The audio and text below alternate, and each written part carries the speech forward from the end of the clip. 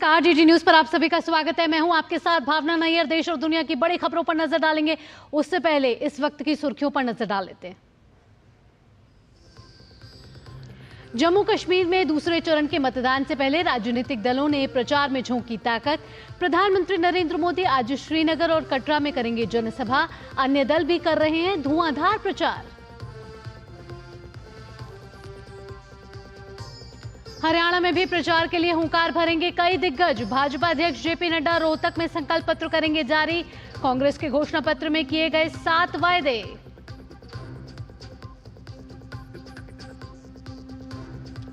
America में federal reserve ने Covid के बाद पहली बार घटाई ब्याज दरें। 50 बेसिस अंकों की कटौती, पूरी दुनिया के शेयर बाजारों पर दिखेगा असर।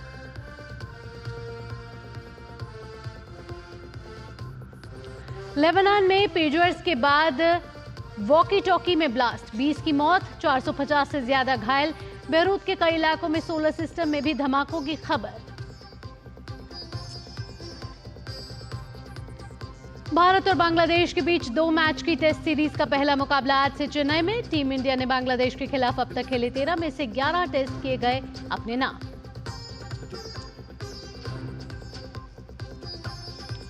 और एशियन चैंपियंस ट्रॉफी हॉकी का खिताब जीतकर स्वदेश वापस लौटी भारतीय हॉकी टीम। एयरपोर्ट पर हुआ स्वागत। चीन को हराकर जीता था 5वीं बार प्रतियोगिता का खिताब।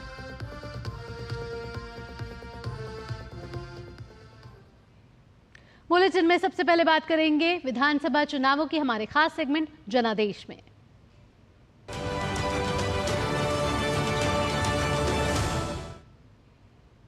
जम्मू कश्मीर विधानसभा चुनाव के पहले चरण के मतदान संपन्न होने के साथ ही उम्मीदवारों के भाग्य का फैसला ईवीएम में बंद हो गया है। राजनीतिक दलों ने अब अगले चरण के चुनाव प्रचार में पूरी ताकत झोंक दी है।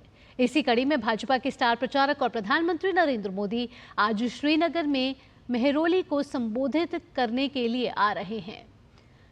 उसके बाद वे कटरा में भी हुंकार भरेंगे। प्रधानमंत्री की दोपहर 12 बजे श्रीनगर में भी महारैली होने वाली है। प्रधानमंत्री श्रीनगर में अपनी महारैली से दूसरे और तीसरे चरण में पार्टी के उम्मीदवारों की जीत सुनिश्चित करने के लिए लोगों से सहयोग मांगेंगे।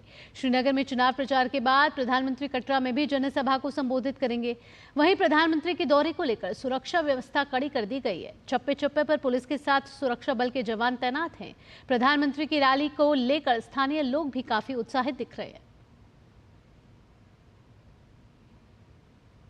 बात अब हरियाणा विधानसभा चुनाव की। हरियाणा में विधानसभा चुनाव को लेकर भारतीय जनता पार्टी आज रोहतक में अपना संकल्प पत्र जारी करेगा। भाजपा के राष्ट्रीय अध्यक्ष और केंद्रीय मंत्री जयप्रकाश नड्डा पार्टी का संकल्प पत्र जारी करेंगे। नड्डा के साथ हरियाणा के मुख्यमंत्री नायब सिंह सैनी, भाजपा प्रदेश अध्यक्ष मोहन लाल बडौली, प्रदेश प्रभारी डॉक्टर सतीश पुनिया और मैनिफेस्टो कमेटी के अध्यक्ष ओम प्रकाश धनखड़ के अलावा कई दिग्गज नेता मौजूद रहेंगे। भारतीय जनता पार्टी ने संकल्प पत्र को लेकर पहले एक कमेटी का गठन किया था। इसमें लोगों के सुझावों को भी शामिल किया गया था। इस संकल्प पत्र में भाजपा का फोकस महिलाओं और किसानों के अलावा व्यापारियों, मजदूरों और पिछड़े वर्ग के लोगों पर रह सकता है।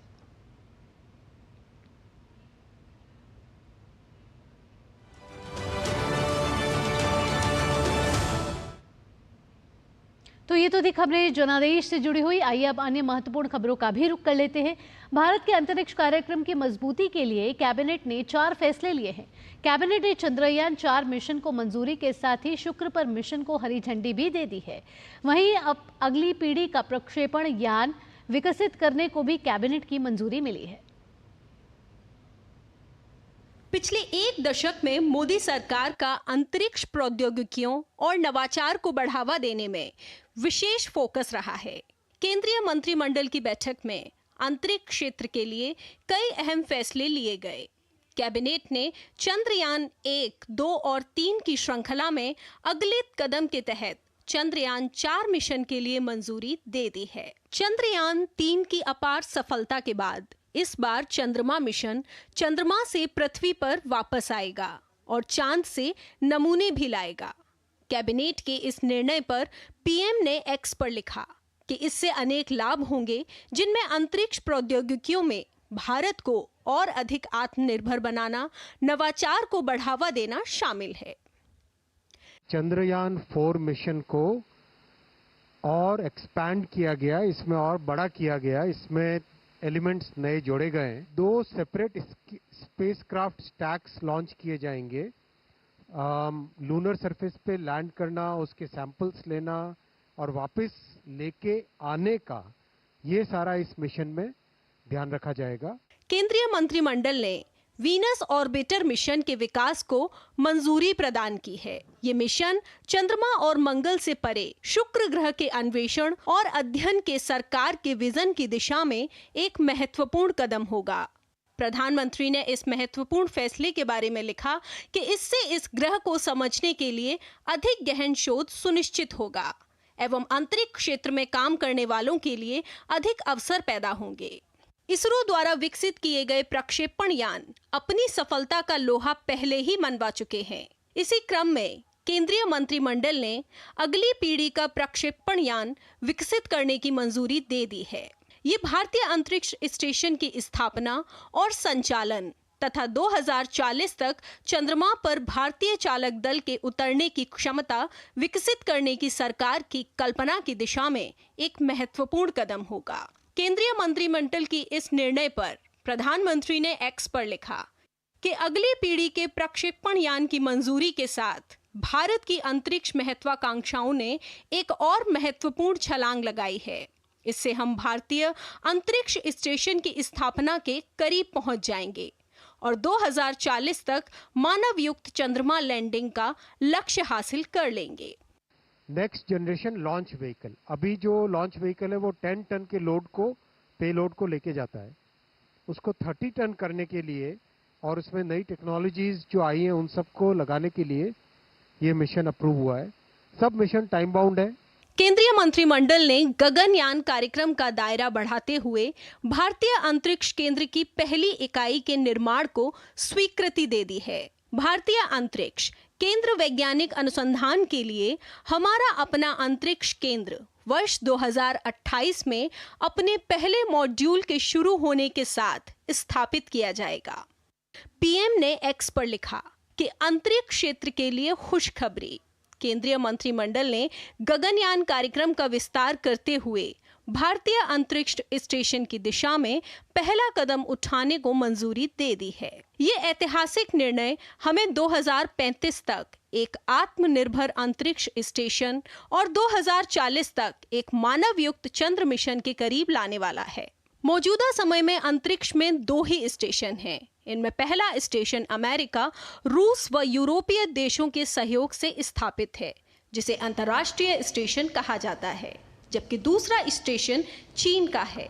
कैबिनेट के फैसले अंतरिक्ष में प्रौद्योगिकियों और नवाचार को बढ़ावा देने के लिए सरकार की प्रतिबद्धता को दर्शाता है।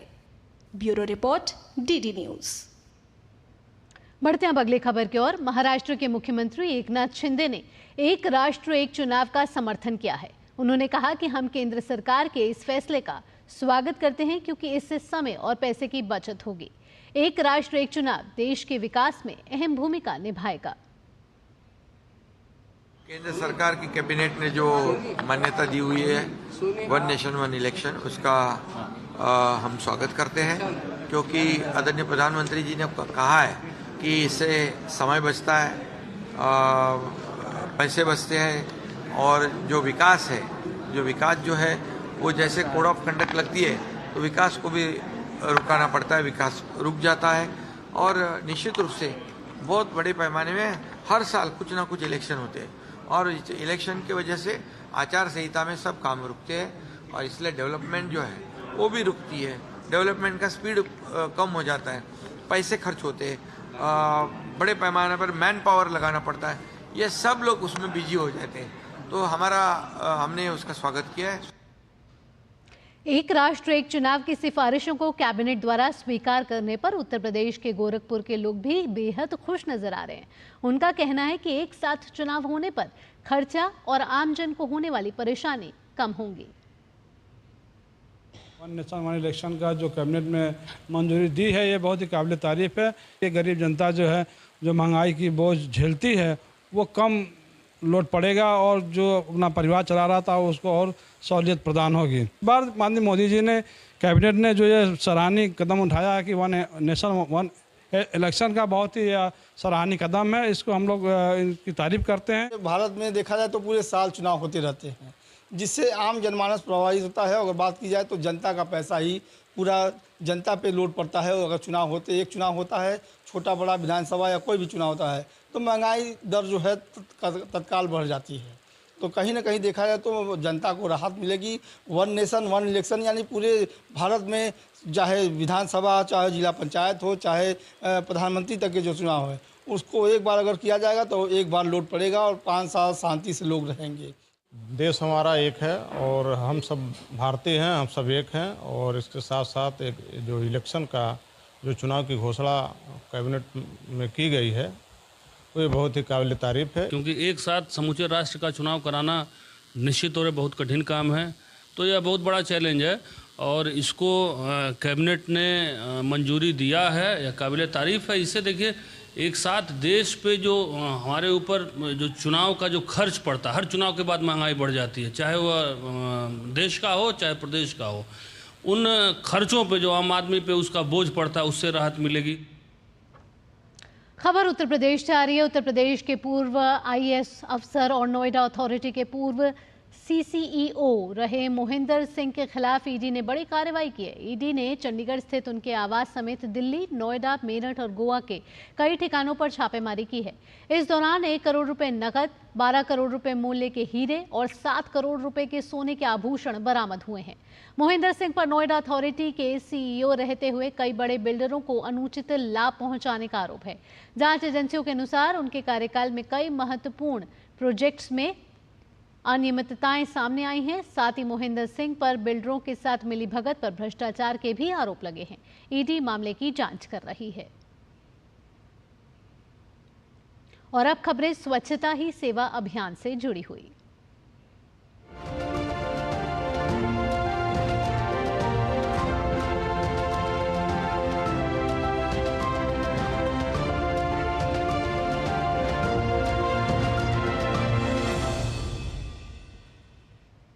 प्रधानमंत्री नरेंद्र मोदी ने 2 अक्टूबर 2014 को देशव्यापी स्वच्छ भारत अभियान की शुरुआत की थी। इस अभियान के 10 साल पूरे होने के उपलक्ष्य पर इस बार 17 सितंबर से स्वच्छता ही सेवा अभियान 2024 का शुभारंभ किया गया है, जो 2 अक्टूबर 2024 तक चलेगा। स्वच्छ भारत अभियान से देश भर में व्यापक स्तर पर बदलाव आए हैं। आइए देखते हैं इससे जुड़ी खास रिपोर्ट। प्रधानमंत्री नरेंद्र मोदी ने 2 अक्टूबर 2014 को देश भर में स्वच्छ भारत अभियान की शुरुआत की थी। स्वच्छ भारत अभियान के शुभारंभ की 10वीं वर्षगांठ का उत्सव मनाने के लिए भारत सरकार के विधि विभाग द्वारा 17 सितंबर 2024 से स्वच्छता ही सेवा अभियान SHS 2024 का शुभारंभ किया गया। इस वर्ष के लिए स्वच्छता ही सेवा का विषय है स्वभाव स्वच्छता, संस्कार स्वच्छता, और इसके अंतर्गत देश भर में स्वच्छता के प्रयासों में नागरिकों की भागीदारी और सामूहिक कार्यों की भावना को जगाया जाएगा। महात्मा गांधी की विरासत का सम्मान करने और स्वच्छता को जीवन का एक भाग बनाने के उद्देश्य से 2 अक्टूबर 2024 को श्रमदान द्वारा SHS 2024 अभियान का समापन होगा।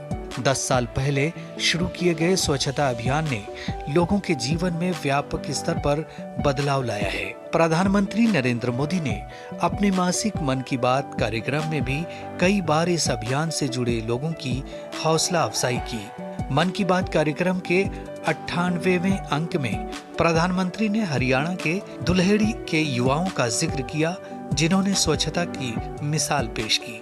मेरे प्यारे देशवासियों, स्वच्छ भारत अभियान ने हमारे देश में जन भागीदारी के मायने ही बदल दिए हैं। देश में कहीं पर भी कुछ स्वच्छता से जुड़ा हुआ होता है तो लोग इसकी जानकारी मुझ तक जरूर पहुंचाते हैं। ऐसे ही मेरा ध्यान गया है हरियाणा के युवाओं के एक स्वच्छता अभियान पर।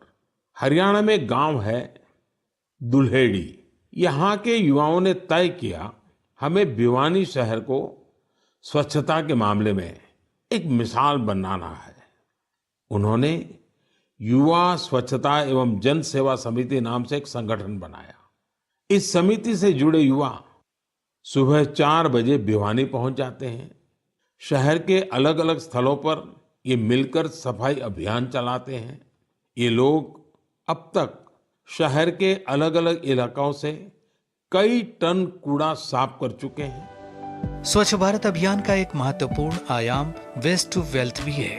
वेस्ट टू वेल्थ मिशन कचरे से संपदा बनाने पर केंद्रित है।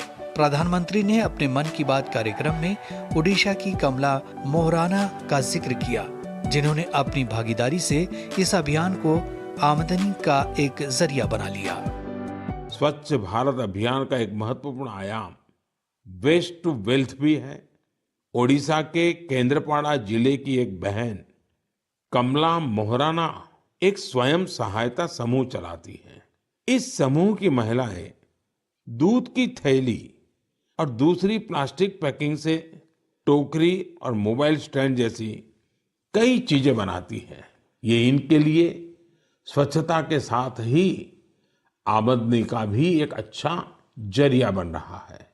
हम अगर ठान लें तो स्वच्छ भारत में अपना बहुत बड़ा योगदान दे सकते हैं। कम से कम प्लास्टिक बैग की जगह कपड़े के बैग का संकल्प तो हम सबको ही लेना चाहिए। इस साल इस अभियान के 10 साल पूरे होने पर 17 सितंबर से जो स्वच्छता ही सेवा अभियान मनाया जा रहा है, वो लोगों को ऐसे ही स्वच्छता को अपने जीवन का हिस्सा बनाने के लिए प्रेरित करेगा। Bureau report, DD news.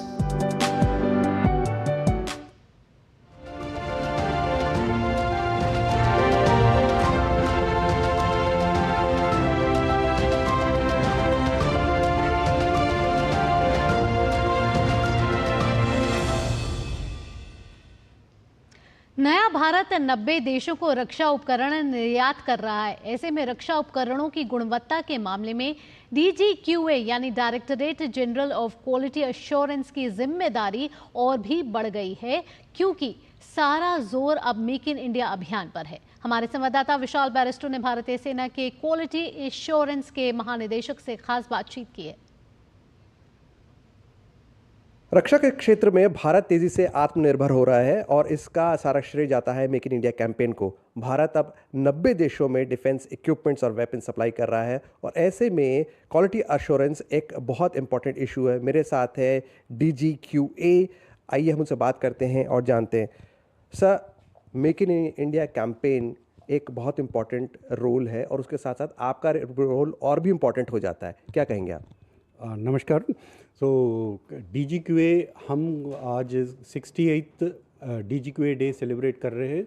हम DGQA बेसिकली वो क्वालिटी अश्योरेंस फील्ड में सारे पूरे आर्म्ड फोर्सेस का सर्टिफिकेशन सारे प्रोडक्ट्स को दे देते हैं। हमारा काम है जितना भी प्रोडक्ट्स बनती है इंसेप्शन स्टेज से एंड डेथ स्टेज तक जितना भी प्रोसेस है, प्रोडक्शन और quality assurance, supply and the sustenance, ये सारा चीज़ों में DGQA इन्वॉल्व है। वेपन्स की बात करें तो छोटा सा छोटा कौन सा हथियार से लेकर एक बड़ा वेपन सिस्टम अगर आप बताना चाहते हैं जो आपके सर्टिफिकेट की जिसको ज़रूरत पड़ती है। अगर हम हथियार बोलेंगे तो पिस्टल से स्टार्ट होती है, smallest weapon we can say. Pistol से लेके self loading rifles, automatic rifles, machine guns, उसी से then it comes to the mortars के ऊपर गन्स आती है और tanks, like that everything comes. वो इसके अलावा मिसाइल सिस्टम्स भी है। अब मिसाइल सिस्टम्स के अलावा सपोर्टिंग वेपन सिस्टम्स है लाइक रेडार्स, व्हीकल्स, ये सारे चीज़ क्वालिटी एश्योरेंस DGQA कर देती है। जैसे कि आपने सुना महानिदेशक क्वालिटी एश्योरेंस से कि अब चीज़ें काफ़ी आसान हो रही हैं और निजी क्षेत्र को बढ़ावा देने के लिए, उनको और ज़्यादा इनकरेज करने के लिए हमारी फ़ौज और हमारी सरकार बहुत सी स्कीम्स भी उनको दे रही हैं, प्रोवाइड कर रही हैं।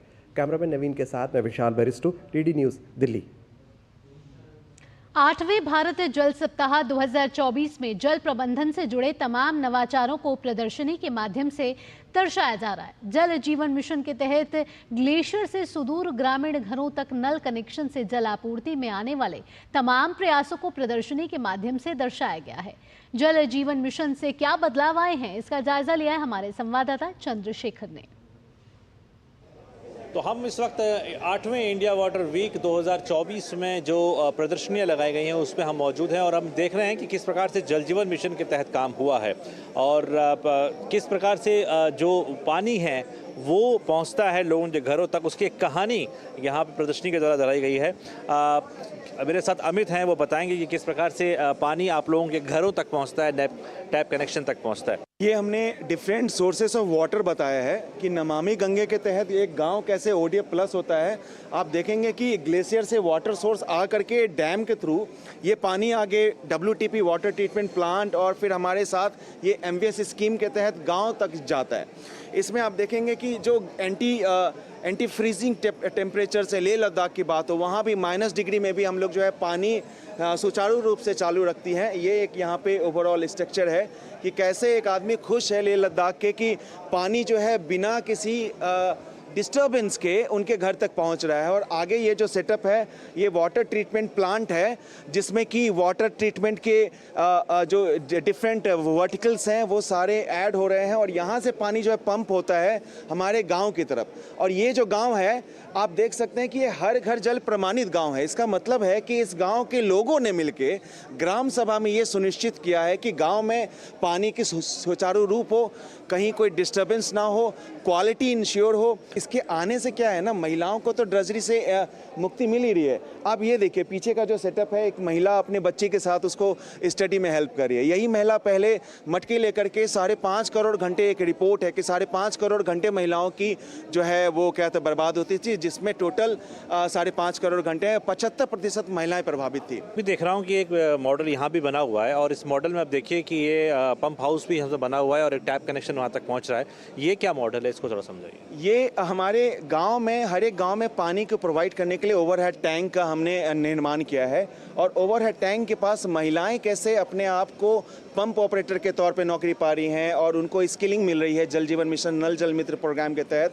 तो आज की डेट में 80% से एवव स्कूल्स और आंगनवाड़ी में टैप वाटर कनेक्शन हमने इंश्योर किया हुआ है। और यही नहीं, भारत में बहुत सारे ऐसे जल दूत हैं, छोटे बच्चे हैं जो इस ओवरऑल संकल्पना को, मोदी जी के जो सपने हैं कि हर एक गाँव में पानी पहुँचे, इसको लेकर आगे बढ़ रहे हैं। और अभी क्या आंकड़ा पहुंचा है टैप कनेक्शन को लेकर के और कितने प्रतिशत तक अभी इलाका कवर हुआ है? जब ये मिशन शुरुआत हुआ था सर, तो 2019 में सिर्फ 3 करोड़ घरों में पानी का कनेक्शन था। आज जहां हम 5 साल बीते हैं, 2024 में खड़े हैं, हमने 12 करोड़ के लगभग नए कनेक्शन दिए हैं। जो आंकड़ा पहले 17% था, 78% है। इट मीन्स अराउंड 15 करोड़ से भी ऊपर घरों में नल से जल के कनेक्शन सुनिश्चित किए जा चुके हैं। तो आपने देखा कि किस प्रकार से जो पानी है वो ग्लेशियर से बनकर के कैसे आपके घरों तक पहुंचता है। पूरी कहानी, पूरा सेगमेंट यहाँ पे दिखाने की कोशिश की गई है।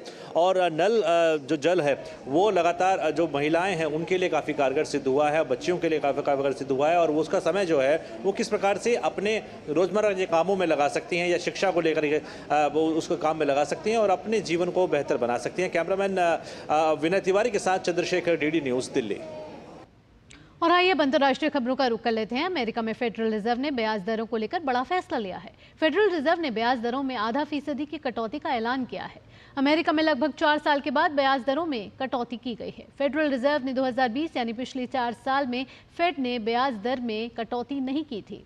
पूरी दुनिया के शेयर बाजारों पर इस कटौती का असर देखने को मिलेगा।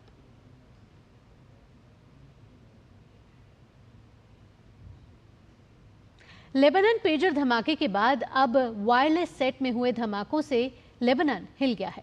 लेबनान में बुधवार को हिजबुल्लाह के वायरलेस सेट में धमाके देखे गए हैं। इन धमाकों में 20 लोगों की मौत की खबर है।